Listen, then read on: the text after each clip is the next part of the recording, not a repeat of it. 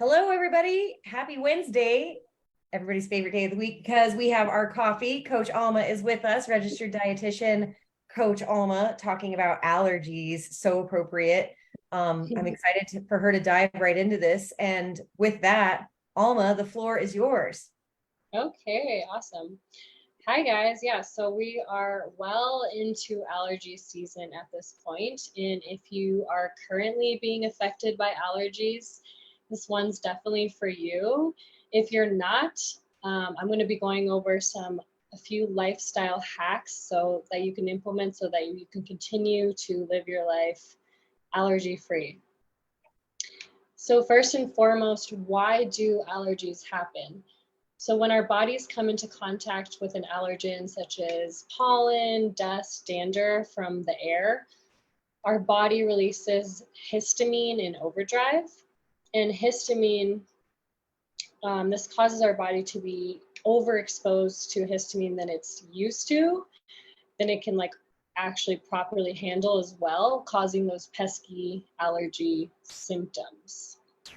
And a few things to consider when we are trying to prevent seasonal allergies from occurring is number one, supporting our liver detoxification pathways. The liver is absolutely vital in helping to process. It's actually the primary organ that processes histamine and excretes it out of the body. So the more we can do to support this vital organ, particularly during seasonal allergy season time, is huge. Number two, building a healthy immune system. A strong immune system helps protect our bodies from outside invaders, as we know. So that's allergies, viruses, bacteria. So staying strong and healthy all season long is a must. Really quick, Number three, can I insert something really quick on that? When it comes to building immunity, and I know that's like a whole other topic, and you've actually written a blog on that, and we've talked about that, but the first thing that comes to mind when I think about building my immunity, A, sleep, and B, exercise, and C, nutrition. Is that fair to say? yeah, absolutely. Sleep has such an impact on our health overall. So if you're not getting enough sleep, and it's not even enough, it's also quality sleep, you're not going to be as healthy as you could be. And then number two, yes, food. And what was the number three? Exercise. Yes, exercise. I didn't talk about sleep and exercise in here, but definitely those two things are vital. And then I'm going to be talking about a little bit on nutrition. Right. But yeah, definitely our lymph system is what has a lot to do in our immune health. And it doesn't have, our lymphatic system doesn't have a pump like our blood does. So our blood has, our heart, right? It's like pumping things in and out. Our Yeah. lymphatic system doesn't have that. So things can easily get stuck and stagnant. And that's why exercise is huge, because the heavy breathing, the excursion, things like that help our lymphatic system to be pumped, to get things out of it and keep things moving and going. Because stagnation really causes so many different issues. It's kind of what causes us to be unhealthy in the first place. So I love, love, love what you just talked about. Those of you guys watching, stagnation, sedentary lifestyles, like when we preach nutrition, when we preach exercise, when we preach sleep, I think instantly most women are like, well, getting on a health and wellness journey and eating healthy and exercising is for me to lose weight. Like that's dominantly the top priority for most people. When you start working with Feed Your Soul, we really start to kind of shine the light in the dark corners of the room, where things really don't get paid attention to. When you think about helping yourself with allergies, when you think about your lymphatic system, like exercise is so much more vast for all these different reasons aside from just weight loss. So Alma, thank you so much for talking a little bit about that. Sorry to interrupt you. I thought that was important. no, absolutely. I'm glad we're bringing it up, because there are definitely other things that can be added onto this list. I'm just going to be speaking on 5 today, but of course, it's not like this is the end all be all. So I'm glad we're having this little spiel on exercise and on sleep. So So to reiterate the 3 things to consider when preventing seasonal allergies, number 1, again, supporting our liver. Number 2, building a healthy immune system, which is vital all year long, but especially during seasonal allergy time. And also to lower inflammation. So allergies cause an inflammatory response in our body. That's why we feel those symptoms. So the more we can do to keep that inflammation at bay and not get overhand, the better. Alrighty, so now let's get into the bulk of what I'm going to discuss. And again, it's 5 powerful ways to boost the immune system and prevent allergies. Cool. Number 1, feast on allergy-fighting foods. So opting for foods rich in omega-3 fatty acids, things like salmon, walnuts, flax seeds, those things are really going to help reduce that inflammation. Including a lot of colorful, hyperpigmented fruits and veggies in your diet will also help reduce allergy symptoms, as they are packed with antioxidants and phytochemicals that are all anti-inflammatory. Bless you. One plant pigment that I want to give special credit to, sort of the MVP in this situation is, and I never know if I'm pronouncing it correctly, but quercetin. Quercetin not only lowers inflammation, but it also helps to encourage breathing properly. So it supports our respiration pathways to be open and helps us, again, breathe more easily. So not only something to keep in mind during allergy time, but also if you're having like a respiratory infection, COVID, things like that.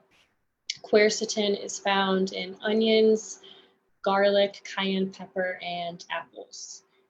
Interesting. Another thing, cruciferous vegetables. Cruciferous vegetables do a really great job of kind of like mopping and collecting toxins in our body and excreting them via our waste systems. And cruciferous veggies is kind of an umbrella term for Brussels sprouts, broccoli, cauliflower, cabbage, and there's some other ones, but those are a few.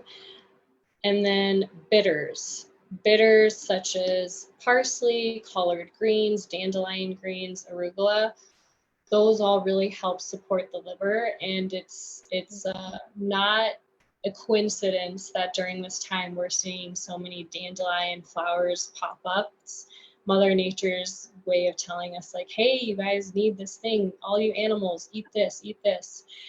So instead of mowing and killing away what we consider a weed, I actually will collect dandelion greens outside. You can buy them at the store, but collecting them outside, washing them, and I like to prepare them either by steaming them, or I will like saute them and add some sort of dressing to them. They are pretty bitter. I mean, again, these are all bitters. So if you're not quite used to the flavor or taste of bitters, warming yourself up to it. But I've come to a place where I really enjoy the taste of bitters. Well, I've seen dandelion tea. Does that count? Yeah, I think dandelion is more you utilizing the root. Okay. Usually is what I see, dandelion root tea. Okay. But you could also make like dandelion leaf tea, I believe. But dandelion, the plant, is really cool because the flower, the root system, and the leaves all impact our health in different ways. I think the root system might be more geared towards like the kidney. I'm not really sure actually, but you could do some research, or I could do some research after this and comment in the comment section. But yeah, such a beautiful like flower and plant, and doesn't deserve to be just like thrown to the side and put in this weed category and overlooked, because it's so, the medicinal aspects of it are so potent. I think that's interesting. There's a lot of people, right now I've even seen a lot of posts about how the moths are essential. Like there's these redheaded stepchildren of our world, right? Dandelions and moths. We don't like them. We want to get rid of them. We want to kill them. But it's like we forget the natural ecosystem around us. So I love that you're reminding us of the medicinal properties of these types of things. And by all means, like it's absolutely, like you said, bitters is an acquired taste, it might not be your favorite cup of tea to have. It might not have your favorite thing to eat, but if you're suffering from allergies, implementing it, every other day or something like that during allergy season can make a tremendous impact. Yeah, and like seasoning with everything is key. Like I'm not just eating dandelion leaves straight because I don't know if I can handle that, but I do add like a nice little vinaigrette sauce or like a lemonette sauce because I like citrusy flavors, and I'll do like olive oil, and I love the taste of olive oil. So for me that's enough, but I don't know, maybe playing around intuitively with what you like as a person in terms of seasons, like seasonings and sauces and things like that. Love it. It's so funny. I'm about to sneeze again, and like I am an allergy sufferer. And the funny Yeah. thing is, you guys have seen my little cat running around. I'm allergic to cats, and I Oh, voluntarily choose to have him around, but that's a choice. yeah, I totally hear that. Have you like gotten more acclimated to your cat? Oh yeah, for sure. But I just was playing with him before we went live, which is why it's fluffed up. But Oh. it's funny. I'm literally having allergies while we're talking about it. Oh man, love that. Okay, cool. So yes, just to keep talking about food that we can implement into our diet to help with allergies. I have two more. So, adding local honey or bee pollen as a natural form of immunotherapy will help desensitize our bodies to allergies. And another thing I should have mentioned about seasonal allergies is, we're now in end of May. So, doing these things now is great, but the more you can do to like be ahead of the game, the better. So incorporating these things sort of before seasonal allergies even takes place will really be your best bet at getting ahead of it and keeping them at bay. And that's really pertinent especially to local honey and bee pollen, because we want to desensitize our bodies to allergies before the peak of allergy season, right? Yeah.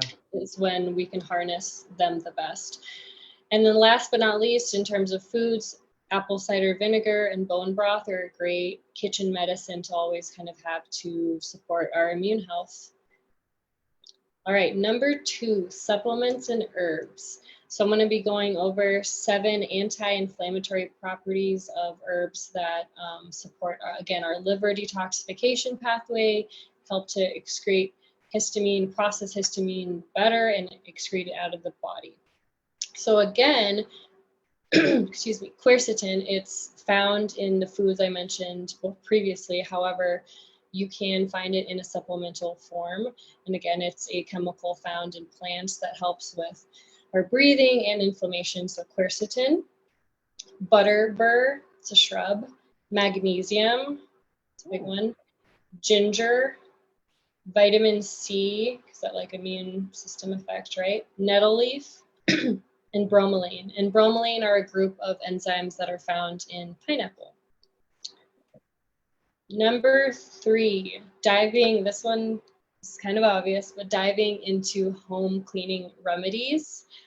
I cannot tell you how much that will greatly impact seasonal allergy time.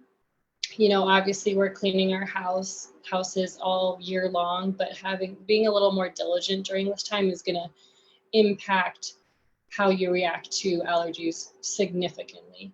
So, regularly cleaning our home can help eliminate dust, pet dander, mold, all these things that are common allergy triggers. Decluttering your space and investing in, a good quality vacuum, changing your bed linens, which hopefully you're already doing regularly, especially in the springtime. So maybe if you're doing it once every 2 weeks, once every 10 days, maybe once every 7 days, once every 5 days, I don't know, just whatever works for you to where you're feeling like, okay, I'm not having as many allergies. And then as well as maybe opting in some like hypoallergenic materials, or sorry, materials for like your bedding and your pillows and stuff, as well as maybe like a hypoallergenic detergent to wash the materials that you're going to be lying on is going to be a big one as well. Number 4, self-care. I know this is kind of probably hounded in us at this point, but managing stress is absolutely crucial for our immune system, our overall health. As we know, stress is tied to nearly every single chronic disease and illness. It's very substantial.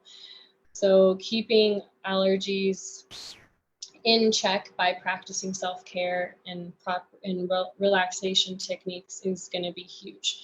And, you know, this could be deep breathing, yoga, exercise, but like whatever exercise you like. It doesn't have to be just straight fitness. It could be however you like to move your body. You know, I cannot reiterate this enough, whatever works best for you is the best option. Drawing, you know, singing, dancing, any activities that really helps you get from that fight or flight to the more calm down present. And, you know, I totally get it, because when we work and we're in that grind mode, for me, that's a different, like, I'm showing up differently. My body is in this different state than when I'm like trying to go to bed or trying to relax or at the beach or about to eat a meal. And it's not like a switch that just goes off. Like, I wish it was. I wish we could go from, yeah, let's get this, like, let's do this work. Let's be at the gym. Let's put in this, like, you know, go energy to, okay, it's time to relax. I need to be more, you know, stress-free. Like, I wish it was a switch that would go off. That would be a lot easier. But we need more of a transition period to get us from one to the other. So doing a lot of these things can help us get into that transition of being in that more parasympathetic, rather than flight or fight, to rest and digest. And for me, like, I know when I'm like taking a break from work to maybe eat or something, I'll have to do a little ritual before I'm about to eat my food. Because again, this doesn't have anything to do with allergies, but we can't properly digest food if we're not in that parasympathetic, that's why it's called rest and digest mode. So for me, I'll like have a meal in front of me. I'll maybe admire it if it looks good that day. Smell it, you know, just kind of like whatever I can do to get myself back in my body, maybe say a little prayer, maybe give a little gratitude for the meal. And anyway, you can get as creative as you want. It's really, again, what works best for you. But I just kind of really wanted to make sure I didn't walk over that point, because stress plays such a crucial role. And I think as it's being talked about more and more, it almost kind of like loses its power. So yes, that was number 4.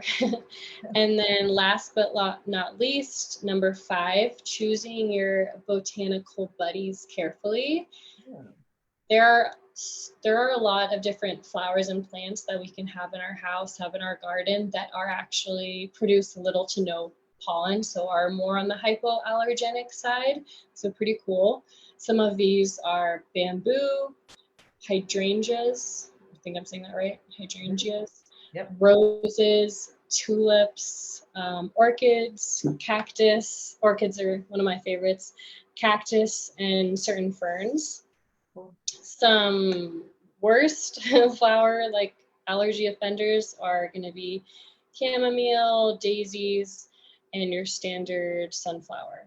And there's a lot more that you can do your research on in terms of not only flowers, but like different plants, different trees. I didn't want to just like throw a bunch out there, but you could easily find them on Google. Cool. If you're more curious.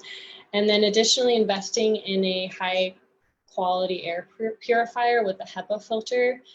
I don't think I have like the best air purifier system in the world, but it works pretty darn good. And I definitely notice a difference, because, you know, there's a time period where you have to like clean it and stuff. When I have it off, that I do start to notice allergies. So it's insane to me to see how much there is in the air in our home, especially, you know, in our house, because it can get stuffy.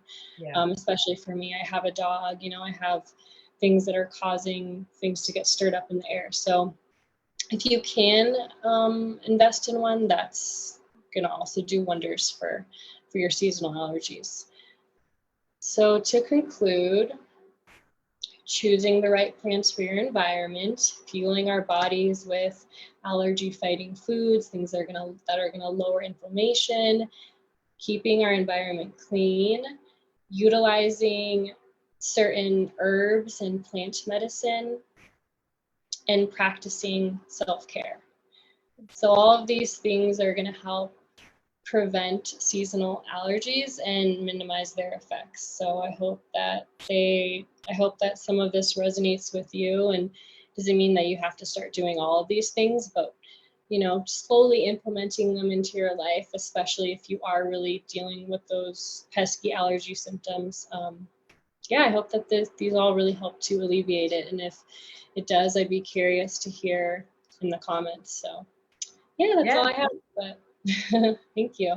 Well, thanks for being so thorough. Obviously, you covered a lot of the spectrum, from obviously stress relief to things we can eat, herbs, botanicals, even just talking about like you're washing your sheets more. I mean, there's a huge list, and like you said, we don't want everybody to have to like jump all in and feel like it's a whole other part-time job to manage their allergies. But there's definitely some low-hanging fruit for those of you guys watching out there that you can implement right away and start to get into play to start to feel a little bit better. But as always, we really appreciate your insight, your expertise, and just sharing to make it like everyday value for joining with Coffee with Coach Brandy. Alma, we appreciate your time.